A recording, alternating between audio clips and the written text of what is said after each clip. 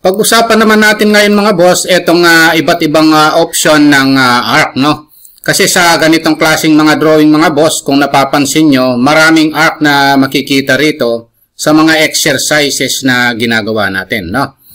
Itong iba't ibang option ng arc na ito, napaka-importante po nito sa iba't ibang klaseng drawing, no? Hindi lang po dito, pati sa mga architectural at saka structural drawing. Kaya lang mga boss, kung bago pa lang kayo sa maliit pa lang nating channel, huwag nyo po sanang kalimutang pindutin muna pala no, yung subscribe. Isama nyo na rin po yung like at saka notification bell. Ang unang options na pag-uusapan natin mga boss no, dito sa arc, no? Itong tinatawag na 3-point arc, no? So dito sa 3-point arc, mag-identify tayo ng 3 point, no? Halimbawa, ito yung first point, ito yung second point, ito yung third point. Ayan yung 3-point arc, no? So, click yung 3-point arc. Ito yung first point, ito yung second point, ito yung third point. Ayan yung 3-point arc. Ang susunod, ito namang start center end, no? So, click natin yung start center end.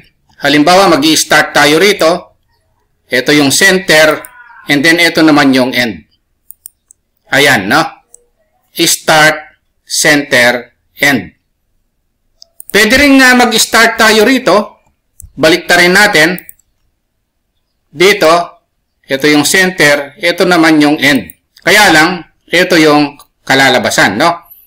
Depende sa klase ng drawing na ginagawa nyo, no? Ayan yung start, center, end. Start, center, end. Ngayon na ang susunod, ito namang start, center, angle, no? So, dito sa start, center, angle, hanapin lang natin dito, start, center, angle, click. Halimbawa, mag-i-start tayo rito, at ito yung center, yung angle naman, ayan, no? So, anong angle yung nakikita natin sa plano? Halimbawa, gusto kong makita 70 degrees, then enter. Ito, 70 degrees ito. No? Halimbawa, maglaline ako rito. At meron tayong dimension angular. No? I-check natin kung 70 degrees ito. Ito yan. No? Ayan yung start, center, angle. No?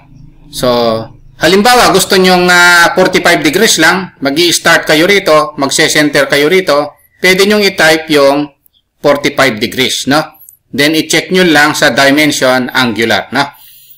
Ang susunod, yung start center length, no? Halimbawa, aalisin ko ito. Click lang natin itong arc. Meron dito, start center length, no? Kung mag-i-start tayo rito, magse-center tayo ron, yung length, ito naman, no?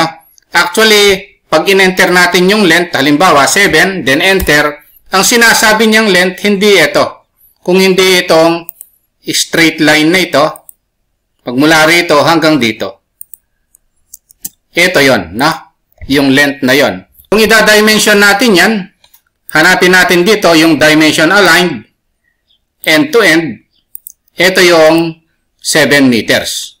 Ayan yan, no? Yung start, center, length, no? Ito yan. Ang susunod na option na gagawin natin, start and direction, no? So, hanapin natin dito, start and direction. Mag-i-start tayo rito, yung end dito, ang direction, i-ortho-on lang natin. Ang direction either ito or ito, no?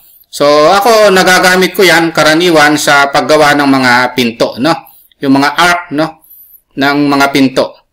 So, start and direction. Click. Start and direction. Ayan yung start and direction na arc naman, no? Ang susunod, start and radius naman, no? Yung start and radius, hanapin lang natin dito sa arc. Tapos hanapin natin yung start and radius, no? Mag-i-start tayo rito. and then mag-e-end tayo rito. And then yung radius, o itatype na natin kung anong radius meron, no? Halimbawa, nakita natin sa plano ang radius 8, then enter. Kung i-check natin ito, ang radius nito is 8 meters, no? Hanapin lang natin dito yung dimension and then radius. Click ito. Ito yung start and radius. Okay, ayun lang muna mga boss yung ibang mga options ng ARC. Kung nagustuhan nyo po itong video natin, huwag nyo po sanang kalimutang pindutin muna pala yung subscribe dito sa maliit pa lang nating channel. Isama nyo na rin po yung like at saka notification bell. Thank you very much at God bless po sa inyong lahat.